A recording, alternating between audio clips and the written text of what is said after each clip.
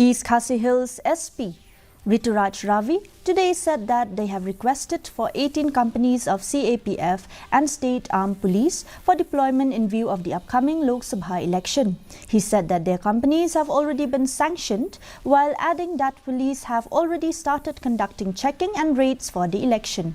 Regarding the IED blast at Harijan Colony, East Khasi Hills Police have arrested one more person.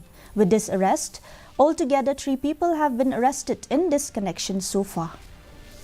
First step, that election has been announced and MCC Model Code of Conduct has come into force. Keeping that in our mind and following ECI instructions, FST and SST teams have already been constituted and they are on job. That is one thing.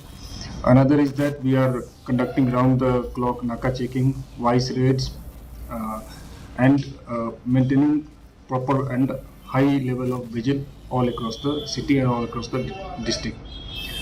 Third thing that we have requested the government to provide us with additional 11 companies of CAPF and 7 companies of SAP, that is State Armed Police. So total 18 companies of additional force we had projected. Out of that, 3 companies we have already received. That is 2 companies of CRPF, which was already being used in law and order duties, has now been converted to election duties, and 1 company of BSF we have received. So all these 3 companies are already deployed.